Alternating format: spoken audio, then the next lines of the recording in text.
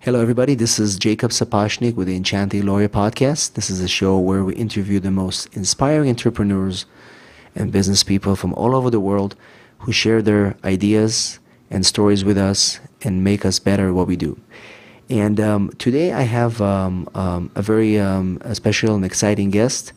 As you know, we advocate the enchanting way. This is the Enchanting Lawyer Show where we promote happiness and kindness and just be more flexible and you know, if we apply happiness in our life, amazing things can happen. And today I have Gretchen Rubin, who is one of the most thought-provoking and influential writers on habits and happiness. Her next book is Better Than Before, is about how we change our habits. And one of my favorites is The Happiness Project and Happier at Home, were both instant New York Times bestsellers. And The Happiness Project spent more than 2 years on the bestseller list, including the #1. And I just recently learned that Gretchen is a recovering attorney. She clerked for Justice Sandra Day O'Connor, and she was the editor-in-chief of the Yale Law Journal. And this is amazing because you know, we have people who listen to my show, and they are attorneys and people that don't want to be attorneys anymore. And I think this is great to have Gretchen on the show. Welcome. I'm very excited to have you here. I'm very happy to be talking to you. Excellent. So, you know, Gretchen, I feel that, and I just mentioned to you before the show that, you know, happiness and kindness and just making sure this is kind of a important part of our life is really important to me. And I'm curious why you find it to be so important, and why don't you tell our listeners a bit more about the Happiness Project, where you spend a year testing and trying to apply happiness to your life. So I'm very curious about this. Well, I got the idea. I was finishing up my book about my biography of JFK, and I was in a city bus stuck in the pouring rain, and I had one of those rare opportunities for reflection that you don't often get in the tumult of everyday life. And I looked out the window and I thought, well, what do I want from life anyway? And I thought, I want to be happy. But I realized I didn't spend any time thinking about whether I was happy or if I could be happier. And the thought struck me, well, I should have a happiness project. And that was the phrase that I thought. And it's very common for me, ever since I was a little girl, to get sort of very interested in something and do a ton of research just sort of for my own fun. And so I instantly became really interested in happiness. I ran to the library the next day, got a giant stack of books, and started reading. And initially, it was just for me. It was just for my own happiness project. But I realized that the material was so rich and so fascinating and sort of so limitless, and all the things I wanted to try and learn more about, I thought, wow, maybe this should be my next book. And so that's when I decided that not only would I do my own happiness project, but that I would actually use it as the subject for my next book. Right. And you know that it's people touch happiness and this ideas very often in different ways. But I'm curious to know, after spending a year doing this and trying it on yourself, can you share with our listeners perhaps 1 or 2 secrets to actually being happy, if it's even possible? Well, I think if you were going to say, what is the secret to happiness? I think you can answer that question in a couple of different ways depending on the framework that you use to think about it. Now, you know, ancient philosophers and contemporary scientists would agree that one answer, maybe the best answer, is relationships. And that to be happy, we need to be able to have intimate connections with other people, that, you know, over time, we need to be able to confide. We need to feel like we belong. We need to be able to give and get support. And if you look at the people who are happier, they tend to have more strong relationships in their life. So anytime you're thinking about how to spend your precious time, energy, or money, something that deepens or broadens your relationships is a good bet. I think another way to answer that question, depending on how you think about it, is that the key to happiness is self-knowledge. Because I truly believe that we can build a happy life only on the foundation of our own nature, our own interests, our own values. And the more you know yourself, the more you can bring your life into a reflection of what's true for you. And you think, and it sounds easy because you're like, well, of course I know myself. I just hang out with myself all day long. But actually, it's easy to get distracted by, either not paying attention, or the way you wish you were, or the way you feel like you ought to be, or the way other people expect you to be, and not really face up and think through what's true about ourselves. And sometimes it's a little sad to admit what's true about yourself. Maybe sometimes we wish we were different in certain ways. But you really have to know who you are in order to build a life that's going to be right for you. Absolutely. And I mentioned before that you were an attorney. How many did you practice law for a while? Well, I clerked on the Second Circuit for Pierre Lavelle, and then on the Supreme Court for Sandra Day O'Connor. And then I went to work for like a year for Reed Hunt when he was the chairman of the Federal Communications Commission. And in that job, I sort of wasn't. I never know whether to say I was practicing, because in a way, I kind of had to be a lawyer to do what I was doing. But on the other hand, I wasn't really acting as a lawyer, so it's kind of sort of being a lawyer. And the reason I ask that is because, we all know that, the legal profession is one of those professions that the most unhappy people, unfortunately. And there are many reasons for it. The stress, the dealing with the clients, the constant, struggle, fighting. But I'm curious, while you were doing this, did you feel happy working in this new career? Yeah, I was pretty happy. I had these amazing experiences, so I don't regret it at all. And it's funny. People point to a lot of different reasons why lawyers aren't happy being lawyers, but I think that they often overlook what I think is the most obvious point, having made this mistake myself, which is I think for a lot of people, law is a default choice. They don't go to law school because they think, wow, I really, really want to be a lawyer, and then oh boy, now I'm a lawyer and it's making me unhappy. They go because they think things like I thought, which is, I'm good at research and writing. I'd probably be good at law school. It's a great option. It'll keep my options open. I can always change my mind later. It's a great preparation for a lot of different things. And the fact is, people who become sound engineers don't become sound engineers unless they want to be sound engineers. But a lot of people become lawyers because they really haven't, again, it's this idea of self-knowledge. They haven't really thought about what it is they want. And so they become lawyers, and then it turns out they're not very happy being lawyers. And but it's not the problem of the law, it's a problem of the fit. The person, there was no reason to think they were fitted to it. And one of the things that was very striking to me when I was clerking on the Supreme Court was that for the most part, these people loved law. I mean, they wanted to talk about law during our lunch hour. They wanted to read law journals on the weekend. They were reading books about legal history and case law, and they were so enthusiastic about it because that's what they loved. And so for them, that's what they wanted. That suited them. That's what they were interested in. It made them very happy. And so it wasn't a question of the nature of the profession, though I think you're right to point out that there are certain aspects of the legal profession that are maybe more difficult. But for some people, that's what they want. Fighting all the time for some people is tremendously fun. Absolutely. And so I think for a big reason for dissatisfaction in the legal profession is just that people are there who really never wanted to be lawyers, particularly in the first place. Right. And I think, biggest problem with people that are not happy is, you expect something to happen, and when it's not happening, you're very, very disappointed.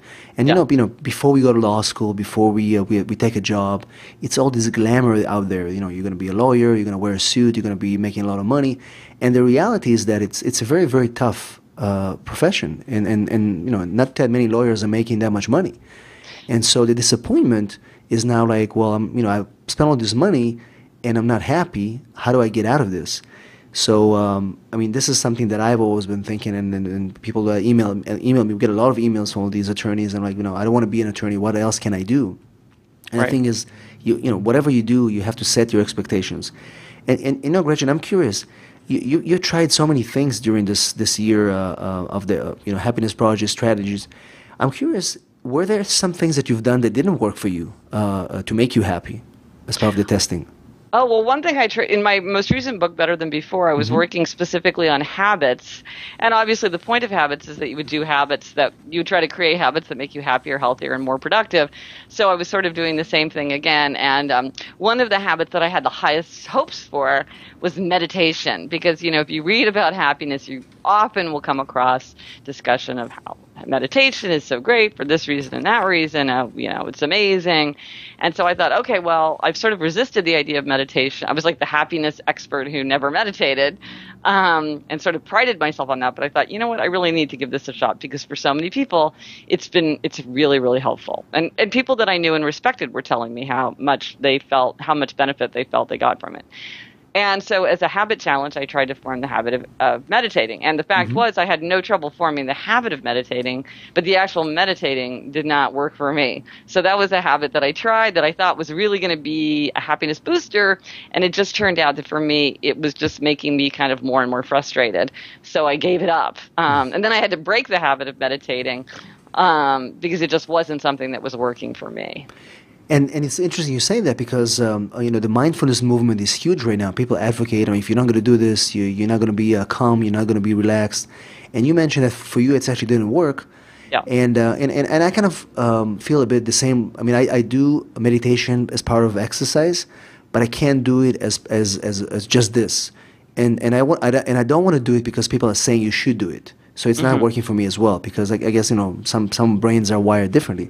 Yeah. But what would you do? Because one thing that I noticed in the book is that you're not advocating for any use of medication or any artificial things, and but at the same time you don't say that you're against it.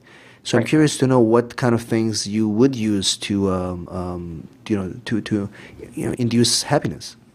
Well, in the book, I'm very careful to say I think there's happiness, ordinary unhappiness, and depression. And I really consider depression to be a third category that is extremely urgent.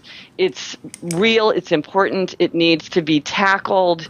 And I absolutely am a believer in people taking medication if that is going to help them manage their depression. But for ordinary unhappiness, I think, that's kind of a different thing where it's more about the behaviors and the habits that we form, where we can decide the ways that we can add more good things to our life, more positive emotions, or decrease the number of negative emotions that we feel. And that's sort of outside the question of whether or not you would take medication. A friend of mine said, I'm a very happy person who suffers from depression. And I knew exactly what she meant. It's sort of its own thing.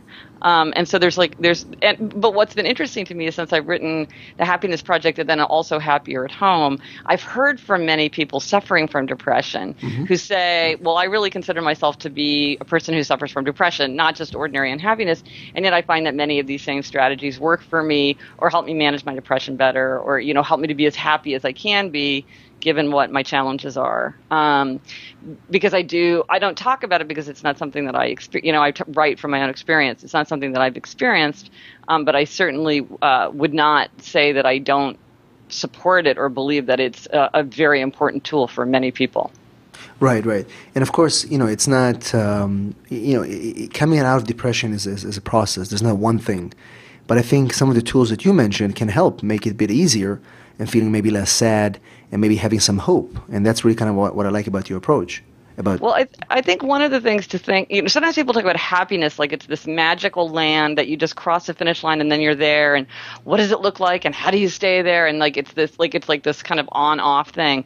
And I think it's more helpful for most people to think about being happier, to be moving in the right direction. And I think for all of us, the question is, am I as happy as I can be given my nature and my circumstances? Because, a big part of happiness is hardwired, like 50% is genetic. And so some people are just naturally, are going to go to a happiness 10, and other people, their high point is going to be like a happiness 7 or 8, and that's just their nature. And then sometimes we're just in a circumstance that doesn't make us very happy, and we it wouldn't be appropriate to be happy. It wouldn't be a good life to be happy under those circumstances.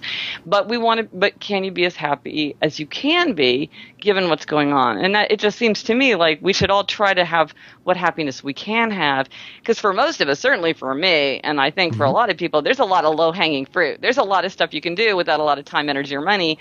Once you think about it, back to your point about mindfulness, if you think about it and you think, well, what could I do to be happier? What could I do to get rid of guilt and anger and resentment and boredom? And what are the things that are within my reach? I think most of us can come up with some things that could really make a difference in the experience of everyday life. Right. I totally agree with that. But one thing that is interesting to me, Gretchen, when you tackle a project like happiness, which I think is a very brave thing to do because it's such a big, big thing. I'm curious, what about the critics that probably said, "Oh, happiness. I mean, what do you know about happiness? And what does it mean actually to be happy? And why would you define it?" So, how did you tackle those people that during that year they came up to you and said, "Why are you even doing this? And how do you know what happiness is?" Well, it's funny. I mean, mentioning law. I mean, we all of us who are listening, who are lawyers, have happy memories of spending an entire semester arguing about the definition of contract. Oh yeah. So we've done that thing, and so I don't even try to define happiness because there's something like 15 academic definitions of happiness, and and you can spend a lot of time arguing whether is it really contentment or satisfaction or bliss or peace or joy and I just think I think it's good that the word happiness is loose enough to kind of embrace all these different conceptions of what it means to be happy. And so I don't spend any time arguing about it. I'm like, whatever you want to say it is for you, works for you. I got my own idea. And a lot of times people who even want to argue with the very idea that a person could be happy, if I say, okay, maybe you don't accept that people can be happy, but do you think you could be happier if you did this or did that? Usually they're like, yeah, well, I think I could be happier. Like they sort of acknowledge that, okay, there are things that make a difference. And then but you're right. I mean, happiness has kind of a surprisingly bad reputation, right? Where a lot of people feel like it's superficial or shallow, or that happy people are very self-indulgent and preoccupied with themselves. But the interesting thing is the research shows, and I think people will see this in their own experience, is that actually happy people are more altruistic. They give away more money, they volunteer more time, they're more likely to help out if a family member or a colleague or a friend needs a hand. They have better habits, they have better work habits, they make better leaders and better team members. When we're happy, we have the emotional wherewithal to turn outward and to think about other people and the problems of the world. And when we're less happy, we tend to become more defensive and isolated and preoccupied with our own problems. So this idea that happiness is somehow like an illegitimate goal, I think is really not borne out by how it really plays out. Absolutely. And one of my favorite quotes, and I believe it's your quote from the book, is you said, one of the best ways to make yourself happy is to make other people happy. And one of the best ways to make other people happy is to be happy yourself. Yes. And this is kind of very powerful. And I think that, we mentioned James Altucher before. I think in his Choose Yourself book and movement, he mentions that if you don't love yourself, if you don't feel good about yourself, you can't help others. You shouldn't even try. And to me, this is very powerful because you try to be happy yourself before you can make other people happy. And do you have any examples about situations like that you encountered during that year of experimenting with things? I think it's just something that people often focus on one side of it, that they think, oh, well, the important thing is to try to make other people happy, but to overlook the idea that it is not selfish and self-indulgent to worry about your own happiness, and that truly when you're happier, that's how you're going to be how you're going to enable yourself to give more to others. And it's interesting, I see this in habits too, and because as I said, I wrote this book, Habits Better Than Before, which is all about how people change habits. Because one of the things I noticed is when people talked about happiness, often the problem wasn't that they didn't know what would make them happier. Like they knew they'd be happier if they got more sleep or if they stopped procrastinating on an important project or whatever. They knew it, so it wasn't like they hadn't figured it out. They just weren't able to follow through. So I became very interested in this question of why is it that sometimes people can change habits and sometimes they can't, and And so with the habit of so I identified 21 strategies that people can use either to make or break habits, depending on a lot of things. And one of the strategies, and it's the most fun strategy of all 21, this is the most fun strategy, is the strategy of treats. And that is the idea that we should load ourselves with healthy treats, because that's how we feel energized and cared for. And they need to be healthy treats, because you don't want to do something to make yourself feel better that ends up making you feel worse, like, eating an entire box of chocolate chip cookies or staying up till 3 a.m. watching, Mad Men episodes. But if you give yourself healthy treats, and again, people worry it seems selfish and self-indulgent, but really those healthy treats give you the energy that you need to look outward and to think about other people, to keep your good habits, to show more forbearance and a better sense of humor and more perspective with the people that you work. It's just, if you take care of yourself, then you're much better able to take care of other people too. Absolutely. And one of the things that you've done is on your website you have the Happiness Project Toolbox. Yes. And you talk about people, encouraging people, because it's kind of like a movement in a way. Yes. And so my question is, let's say if people who are listening to the show, they want to start their own happiness project. So how can we get started? Well, as you said, I have a website called GretchenRubin.com where I've been writing about happiness and good habits and human nature for like 8 years. Almost every day for 8 years. So there's a lot of stuff there, depending on what you're interested in. And if I resource this area where there's things about if you want to get started on your own happiness project, if you want to form a group with other people who are doing happiness projects together, if you want to get ideas about how to change your habits, there's just if you're in a book group or a discussion group where you want to talk about it with other people, there's just a bunch of stuff there that will help people get started as they think through what they might want to do for themselves. So if you would say, give one tip, if you want to start a happiness project, what would be that first step that people need that push? Well, I think it comes back to this idea of self-knowledge. I mean, I think that one of the things that's useful with the Happiness Project is to really think about yourself and your life and to think, well, what's missing or what do I want to add to? I think a great place for many people to start is with energy or with the body, because your physical experience always colors your emotional experience, and working on your energy makes everything else easier. So that's things like getting enough sleep, not letting yourself get too hungry, getting a little bit of movement into your day, not necessarily training for the marathon, but just getting up and around to keep your energy high.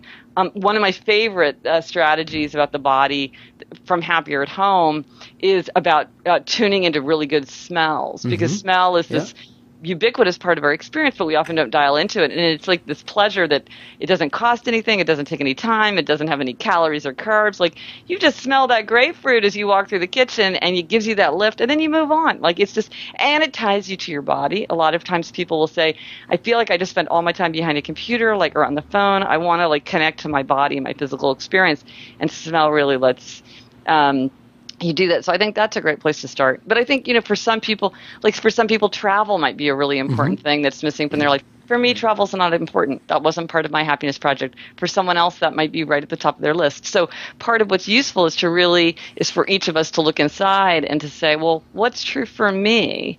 Like with habits, one of the things that I see is that people have very different aptitudes for habits and attitudes towards habits. So for some people, they want to have a lot of habits. Other people feel differently. So you have to think about, well, what do you want? Is this a habit? Is adding these habits going to make you happier? Is it going to make you feel trapped? How do you want to think about it? It's interesting because I have this podcast now with my sister called Happier with Gretchen Rubin. And one of the things that's really interesting as we talk about this is that she's a very different personality from me. I'm kind of an extreme person, which maybe you've been able to tell already, but believe me, you don't have to be around me for very long before you start seeing that, though I kind of didn't realize it myself. And my sister's very different. And as we talk through a lot of the ideas about happiness and good habits, I think it's really interesting for listeners to hear not everybody has the same idea. Not the same things don't work for everybody. For her, this is her thing. For me, this is my thing. And this is something that is her happiness challenge or her struggle. It's not a struggle for me, but I got my own struggles. And then, of course, since we're sisters, there's things we have in common too, and things we don't let each other get away with. But it's interesting because there is no magic one-size-fits-all solution for happiness or habits. You really have to begin by saying, What's true for you? Morning people, night people. I'm a morning person. My sister's a night person. I can get up early and exercise first thing. That doesn't work for my sister because she can barely get out of bed in time to get to work on time. So if you're a morning person, you have to think about what's going to make you happy one way. A night person's going to have a very different answer for that. I love that. And I'll just share with you in a minute a project I'm starting with a friend of mine. So we're starting a little coffee shop right here in San Diego where it's kind of like a coffee bar, but it's going to be based on inspiration and quotes that are going to be delivered to the customers in person as opposed to just having it online. And the people who are working in the coffee shop, their purpose is to create a minute of happiness the moment they connect with the customer. And so it's kind of an exciting little project that I'm working on. But it was a bit of inspired by your journey as well. So great. I'll update you. We're going to launch it in 3 weeks. Oh, wow, that's exciting. So the idea is to spread happiness in the city. And because they're very small locations, we can create a circle of happiness around. We have actually a map where we circled the 6 locations we're going to be opening in the next 18 months. And they're going to be called the Circle of Happiness in the city. So it's a very interesting project. And I'll update you and maybe send you photos. You can put a little blog article about this. Yeah. Put them on my Facebook the idea page. is that people get up in the morning, they walk in the streets, and they're grumpy, and nobody's talking to them. But what happens if somebody's gonna, brighten your day even for a minute and make you happy just a little bit? How's that gonna change the rest of your day? And we're gonna try and experiment that by doing that exactly in the next year in that coffee shop. So that's my happiness project. Fascinating. So, but it's thanks to you, Gretchen. Oh, good. So I wanted to, as we come to the end of the show, I would like you to share with our audience, first of all, the link to the podcast. Do you have a separate blog, or it's coming out of your the main GretchenRubin.com? If you go onto GretchenRubin.com, you'll see in the top vertical that there's something called podcast. Okay. And you can go there to get all the episodes. It's on iTunes, Stitcher, SoundCloud, all that. And it's called Happier with Gretchen Rubin. I really encourage people to check it out. We have so much fun. Absolutely. And then again, at GretchenRubin.com, there's tons of stuff there on working and relationships and all kinds of stuff related to. And we'll put links to the books as well in the show notes. Perfect. So if anybody wants to get the Happiness Project and your new book, I highly recommend it. So we'll have links to everything, and nobody has to worry about writing anything down. Oh, that's good. That's right, because you're like walking down the street and you can't pull out your piece of paper and write it down. That's why we have the show notes. That's great. Perfect. Well, Gretchen, I'm very, very happy that you. I'm very happy that I was talking to you. So I wish you all the best, and I'm definitely going to check out your podcast, and I recommend our listeners to do the same. Oh, thank you. And I can't wait to hear about the fate of the Circle of Happiness. It sounds like it's going to be a fantastic addition to the life in the city. It's called, the name of the coffee shop is Simon Says Coffee. And the reason it's Simon Says because it's going to be a happiness commands throughout the whole 18 months of launch. And like I said, I'll make sure to update you because it may be something of interest to you as well to write about. Excellent. I look forward to that. Okay. Good luck. Thank you so much, Gretchen. And thank you, our listeners, for tuning in every week, and your emails and comments inspire me and make me happy to continue doing this show. We'll see you at our next episode. Thank you so much.